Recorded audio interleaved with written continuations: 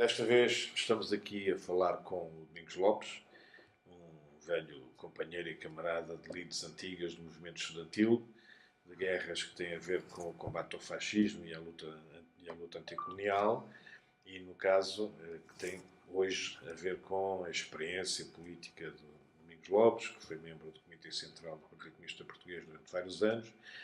Eu acho que ele hoje não está no Partido Comunista Português, mas não tenho a certeza. Portanto, não estou, não. Pronto, e era essa uma questão que te queria esclarecer, mas, na verdade, é um combatente. E sim, não, eu sou um comunista sem partido. Ora, muito bem. É como eu, que sou maçom sem organização maçónica. Estamos na mesma linha, por razões diversas. Mas então, hoje, decidimos começar esta conversa à volta da problemática internacional. E dentro da problemática internacional, por consequência das opções que eu reputo de um pouco absurdas da parte do Estado português em relação à Venezuela, mas não estou aqui para ser eu a falar, estou aqui para te perguntar, Domingos Lopes, qual é a tua opinião em relação àquilo que se vive hoje na Venezuela?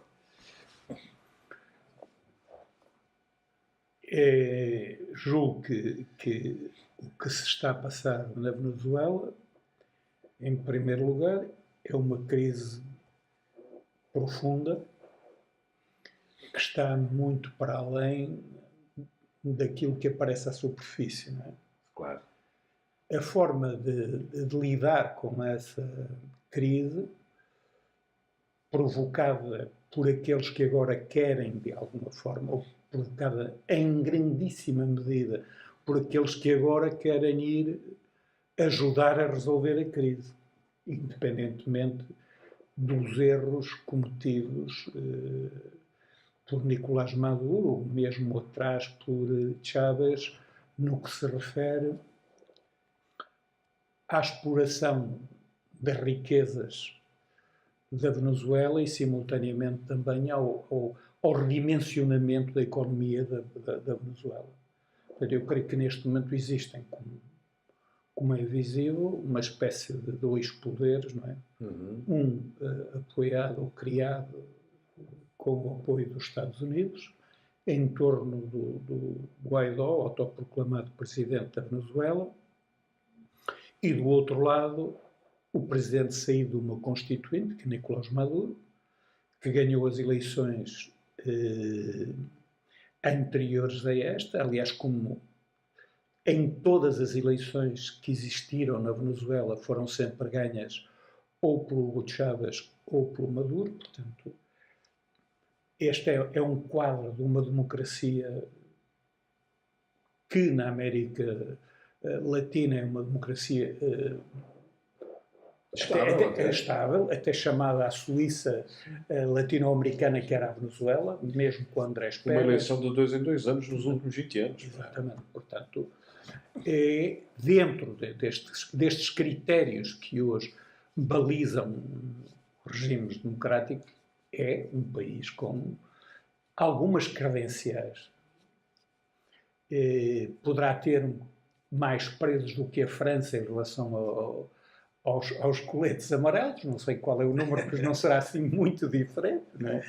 Não sei quantos julgamentos por causa de participação em manifestações, se calhar na França mais, não, ou aqui em Espanha em relação aos catalães. Ou em relação aos catalães. Portanto, dentro deste sentido, dentro deste aspecto, temos uma situação em que, de alguma forma, por trás desta crise e por trás dos problemas internos, também poderá estar um problema maior geopolítico em relação aos acordos entre a Venezuela e a China e entre a Venezuela e a Rússia. Portanto, pode haver aqui, sobretudo com a China, um problema geoestratégico diferente e que pode, de alguma forma, contribuir para o agudizamento de todas estas tensões que se enquadram na Venezuela. Penso que o facto da Venezuela ser hoje um dos países com, não sei se são as maiores ou das maiores reservas do mundo de petróleo, embora um petróleo caro. São as segundas maiores. Ou as segundas maiores, não é?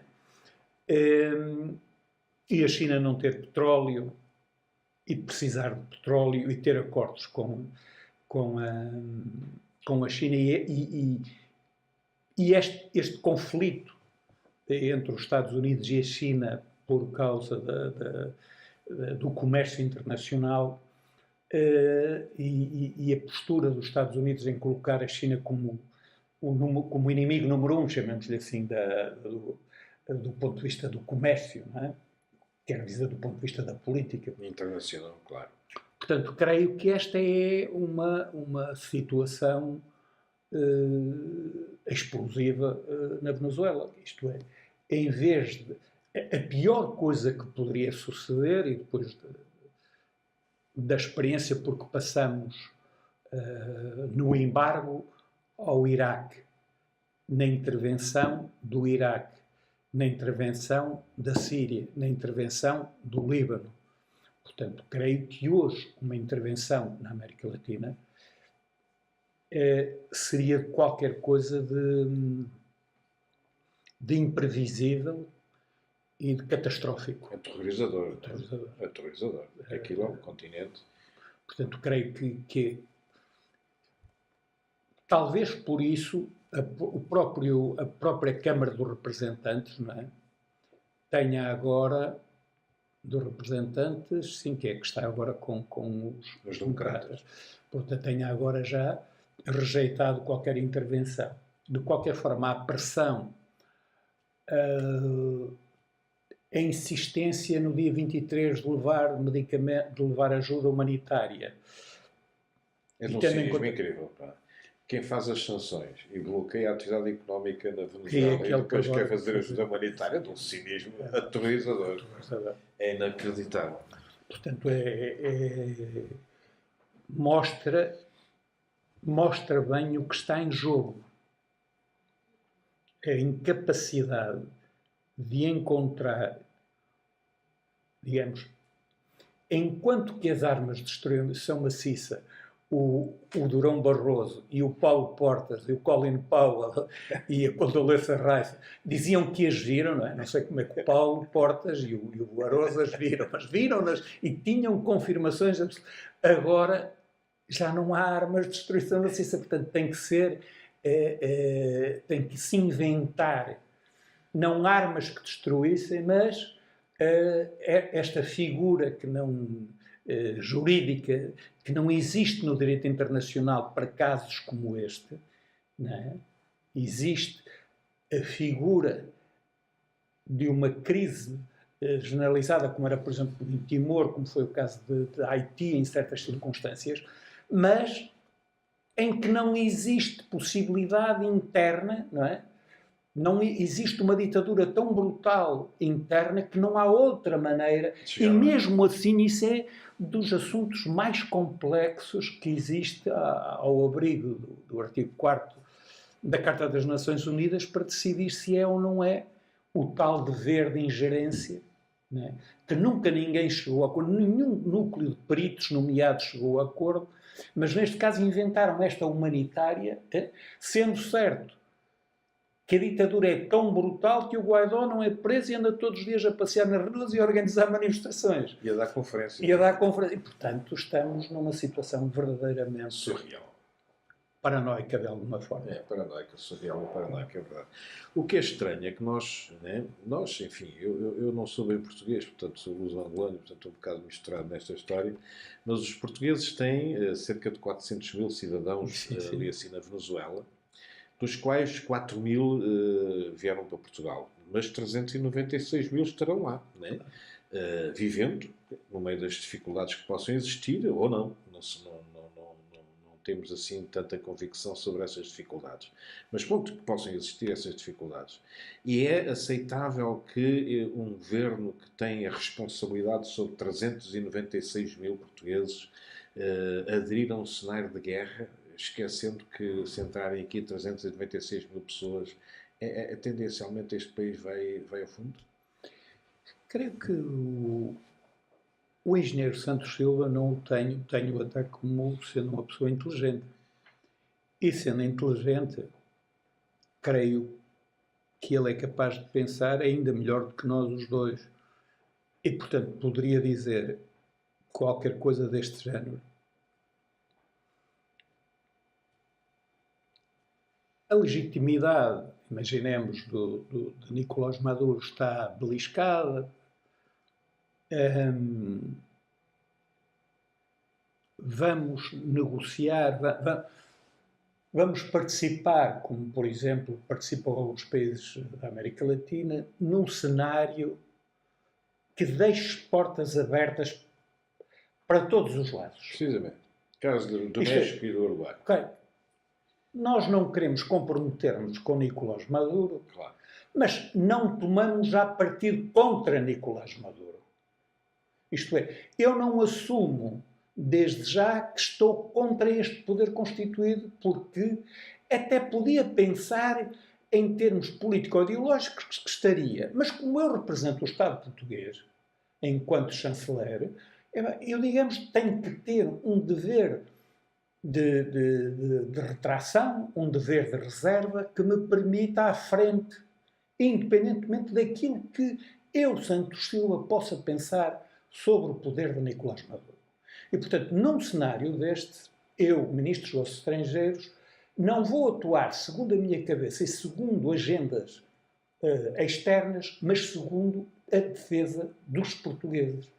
E a defesa dos portugueses será aquela que me permitir a Portugal ter mais possibilidades em todos os cenários possíveis.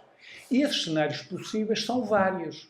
Desde a intervenção, que ele diz que não, há a possibilidade do Guaidó ser eleito porque não o é, há a possibilidade de manutenção do Maduro, ou a substituição de Maduro no Partido Socialista Unificado da Venezuela por outra figura, e essa figura ganhar eleições, ou não ganhar eleições, mas poder haver outra força política com a qual Portugal não tem qualquer antipatia, porque nesta crise colocou-se numa posição de não cortar pontos com ninguém. O que me parece que não foi. O que não foi, não é? Parece que não foi feito por Santos Silva e que acho que é um péssimo serviço prestado a Portugal e até à própria solução dada por Portugal, dado que a esmagadora maioria dos portugueses ou luso-ascendentes, digamos, é dentro da escala social um pouco acima dos de baixo, né? São os padeiros, são supermercados, são pedreiros, tem uma loja, tem uma rede de comerciantes que são muito importantes na Venezuela e que, portanto, também têm uma postura relativamente conservadora, embora não sejam nada maltratados, não é? Mas é gente que foi ali para ganhar dinheiro, portanto, não sei se terá tanto amor ao país como aqueles que ali nasceram, que são venezuelanos,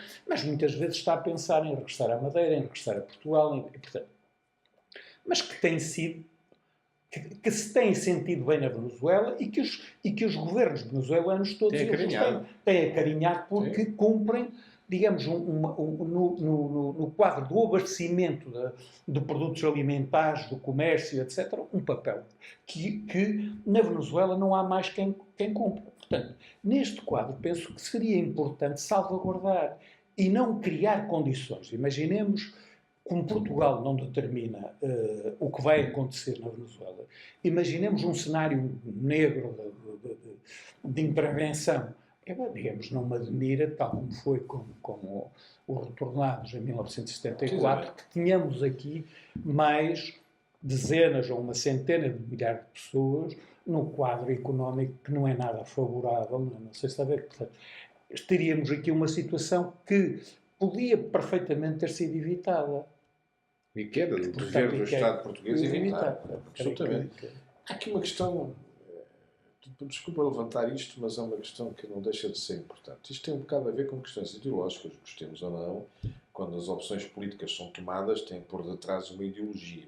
Podem achar que não, mas a realidade não aponta sempre a esse facto, aponta mais para a problemática ideológica. Há aqui uma problemática que tem a ver dentro do Partido Socialista, há várias tendências, várias organizações, vários grupos, várias fações, e é conhecido e reconhecido que o Santos Silva é um dos líderes da esquerda liberal em Portugal, no caso concreto, o que significa um apoiante do Tony Blair, um apoiante daqueles que, curiosamente, quando foi da história no Iraque, estiveram ao lado da asneira. Né? Será que estamos a viver uma segunda asneira da esquerda liberal, do ponto de vista ideológico? Vamos lá ver uma coisa. Eu julgo que por muito que digam, por muito que Santos Silva ele se tem esfarrapado a dizer que não defende uma solução militar. A verdade tem de ser dita que ele tem dito isso.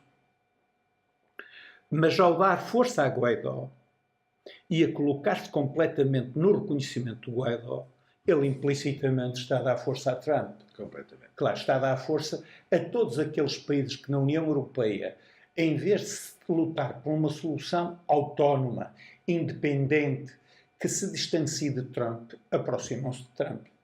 E, portanto, nesse sentido, cheio de boas intenções, está o inferno cheio. Porque o que era preciso agora, e até nesse aspecto nem acompanharam o Papa, era preciso que outras forças, que ideologicamente são diferentes dos socialistas, dos comunistas, da social-democracia de esquerda, e que pudessem constituir um polo em que intervinham para que a solução fosse uma solução negociada. É difícil aceitar-se dizer não se pode negociar com o Maduro.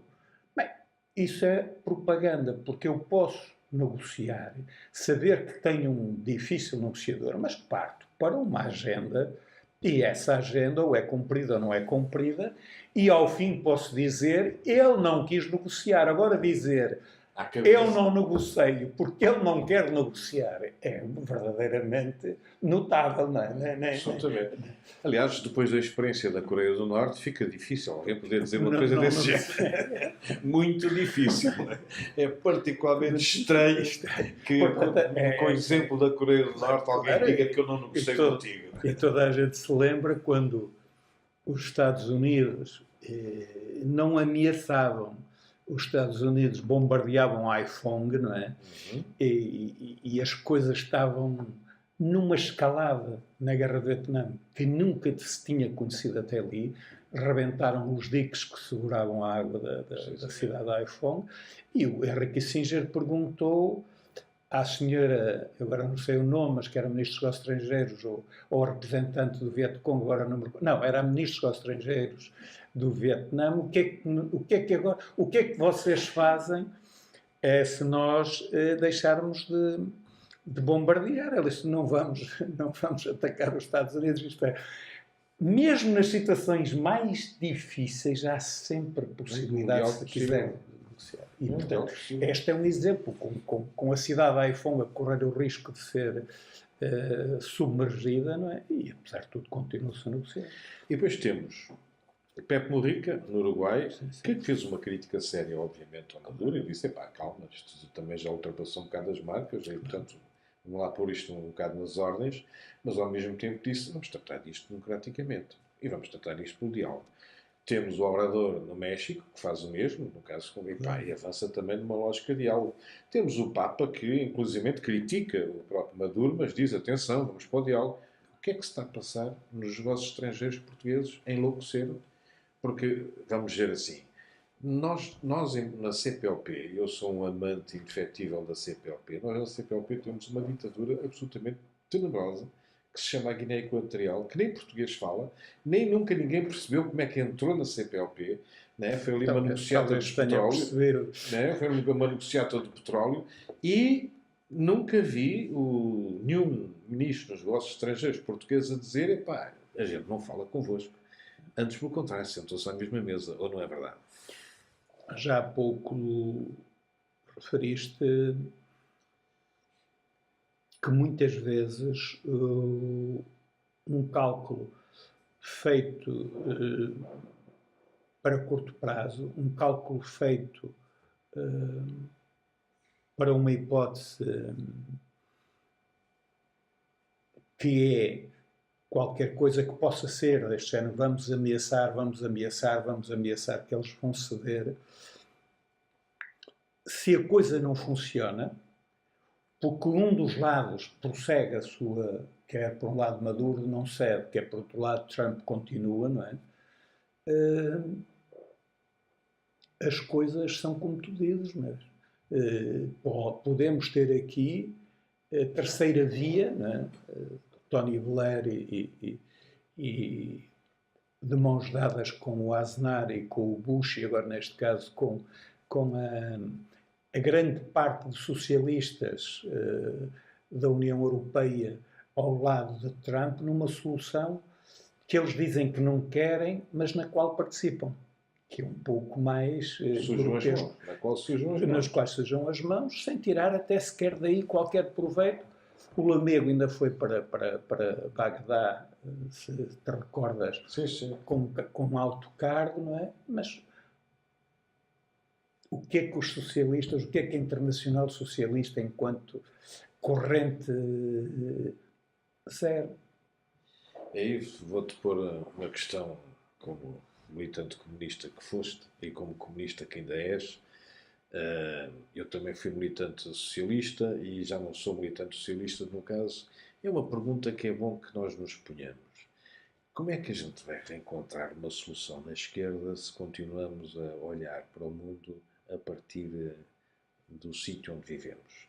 Em vez de olharmos para o sítio onde vivemos a partir do mundo, para depois regressarmos ao sítio onde vivemos e voltarmos para lá, para o mundo. Isto é, não há uma esquerda internacional hoje. Não há uma esquerda internacional hoje. Há uma experiência engraçada do movimento progressista, do que o Bernie Sanders tentou lançar, ou está a tentar lançar, com o Varoufakis, e pouco mais há, ou estou enganado. Porque a Internacional Socialista é uma fantochada, desculpem, não existe, é uma tristeza. Eu julgo que um dos maiores problemas de alternativa ao status quo a esta globalização é exatamente a debilidade das forças de esquerda. Aquilo a que se poderia chamar que não é o movimento comunista internacional está muito fechado sobre si próprio, sobre o mundo, em meu entender, que já não existe. Isto é, o capitalismo não deixou de ser capitalismo, não deixou de ser um sistema com todos os horrores com o qual caracterizamos, mas soube adaptar-se e criar e renovar-se a si próprio, mantendo a matriz da desigualdade que o caracteriza. Isto é, quando nós hoje dizemos que há 26 sujeitos no mundo que têm mais do que 50% da humanidade, mostra-se bem que não é um preconceito anticapitalista, que é o capitalismo no seu esplendor nesta fase. Então, se 26 têm mais de 50% da riqueza da humanidade e se mais de 2 mil milhões de seres humanos vivem com menos de $2 por dia, por que é que estes milhares de milhões de seres humanos não caem para o lado da esquerda e gravitam em torno de propostas capitalistas ou neocapitalistas? Eu creio que tem a ver exatamente com a própria virtude do capitalismo, em ser capaz veja-se o que se passou, o que se está a passar em Portugal, não é? Não me vou afastar, estou só a fazer um parêntese, em que os derrotados de ontem estão sempre a aparecer. O figura mais exemplar é o inenarrável Marcos Mendes, que foi corrido do PPD todo e agora tem um oráculo. Não é? O Paulo Portas, a própria Cristas, não é? É verdade. Quer dizer, todas estas figuras que ficam soterradas, depois vai-se ao lodo, põe-se um bocadinho de verniz e aparecem outra vez. Quer dizer, o capitalismo tem um pouco esta capacidade de escurecer. E o Macron do PS, não é? Que aparece com esta força toda e agora volta para baixo. Porque eu creio que Os marxistas, que é uma componente da esquerda, aqueles que se fecharam bastante numa teoria petrificada, perderam o terreno. Não é? Perdem o terreno. A social-democracia identificou-se com a globalização tal qual como está a ser liderada. Portanto, o que resta, veja-se as esquerdas, por exemplo, nos países árabes, que praticamente deixaram de existir, os próprios palestinianos. Não é? Portanto, é necessário uma muito maior, por um lado, firmeza numa postura que permita alternativas ao capitalismo tal como existe, mas, por outro lado, capacidade, até eu diria mesmo humildade de perceber este mundo. É uma boa questão essa da humildade. Humildade e não jactância de saber que temos respostas para tudo, quando não temos. E para que nos juntemos é necessário essa humildade, esse não ter o rei na barriga, não fazer uma citação de Lenin ou de Marx ou de um qualquer Guevara e com essa citação ser capaz de julgar que se explica o mundo. É preciso mais do que isso. Sem dúvida nenhuma é que é preciso que a gente compreenda que quando se diz proletários de todo o mundo, hoje ninguém quer ser proletário. Mesmo duvido de quem queira ser operário. Provavelmente o capitalismo percebe melhor isso e diz colaboradores. Quer dizer, esta mutação social, estas mutações sociais que rapidamente alteram não a relação do explorador-explorado, mas as condições da exploração, é preciso que a esquerda a perceba. E que saiba intervir dentro, dessas questões. Portanto, são muitas questões que não há um homem capaz ou uma mulher a responder a isto, mas que exigiria essa humildade dos socialistas verdadeiros que queiram socialismo, não coletivista, mas um socialismo que possa realmente, em que o Estado possa ter os principais meios de produção e geridos democraticamente e não geridos burocraticamente, feitos para a corrupção, para o clientelismo político. Não é? Uma nota curiosa, uma boa parte dos gestores das empresas privadas portuguesas vieram precisamente daquela nacionalização, daqueles senhores doutores, daqueles senhores engenheiros. Daqueles diretores que só faziam com que os bancos tivessem prejuízo para justificar a nacionalização, esquecendo-se até que Portugal talvez tenha sido o único país do mundo em que as nacionalizações foram votadas em Assembleia Geral pelos trabalhadores do sindicato. Isto é, não foi o governo que decretou a nacionalização, foram as bases que pediram a nacionalização que depois do 11 de março foi decidida. Não foi um poder revolucionário que disse agora vamos nacionalizar, não. Foi a própria base que pediu a nacionalização. A experiência que nós temos e que passamos a vida a esquecer. Exatamente. É a experiência do poder das bases e da democracia de base e da democracia popular que infelizmente hoje aterroriza porque toda a gente quer fazer desaparecer. Eu fui técnico de contratação coletiva e tinha 2, 3 milhões de pessoas nos contratos coletivos de trabalho representados. Hoje é 800 mil. Assustador. É assustador. E a tendência, se calhar, mesmo com um governo que era apoiado pelo Bloco em termos orçamentais e pelo PCP e os Verdes, se calhar chegamos ao fim da legislatura com menos. E assim é por isso que depois se perde também um pouco a estribeira dos apoios às soluções. Claro. Não é? Claro.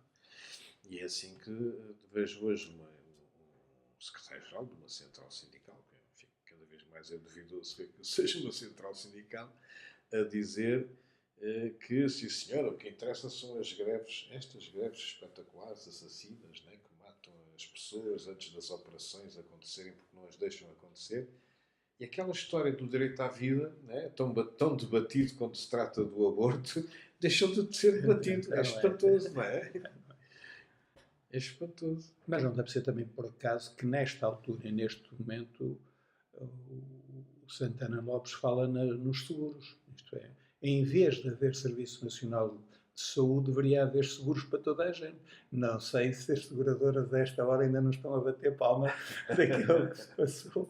Como é óbvio. Como é óbvio. Como é óbvio.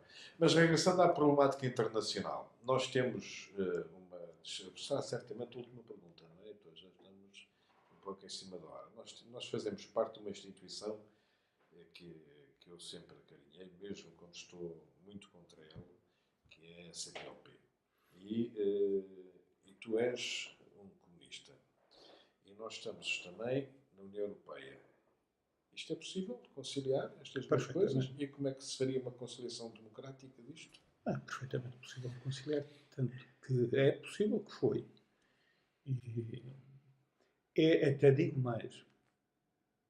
Se perder a CPLP, se por acaso se perdesse a CPLP, Portugal perdia capacidade negocial na União Europeia. Portugal é um país periférico, não é? Um país no extremo da Europa, um pequeno país, e tem na sua dimensão histórica a possibilidade de contar mais. Essa dimensão resulta de um instrumento da política internacional que é a língua e da capacidade que todos os países de fala oficial portuguesa podem ter juntando-se. Isto é, sem dúvida que o Brasil é um subcontinente, sem dúvida que Angola é grande, mas também não há dúvida que Brasil, Angola, Moçambique, Guiné, Cabo Verde, Timor, Portugal, juntos, têm outro peso que não têm cada um de per si. Ora, esta aposta por parte de Portugal não tem sido uma aposta firme. Tem sido mais uma aposta de afirmação por afirmação, independentemente da problemática atual do Brasil, mas não tem sido feito um esforço, quer do ponto de vista intelectual, quer do ponto de vista político, quer do ponto de vista financeiro, para que a CPLP possa aparecer com mais vigor nas relações internacionais no mundo. E, portanto, eu julgo que, de certa forma, Portugal terá mais peso na União Europeia quanto mais forte for a CPLP. Portugal terá menos força quanto mais fraca for a CPLP. Aliás, vê-se bem a importância da CPLP, até pela postura que o Bolsonaro apresenta, de como, encostando-se, plagiando a linguagem da Cristas, ao Trump, quer diminuir a força desta organização. Sendo a CPLP uma estrutura eminentemente defensora do direito internacional vigente, não é?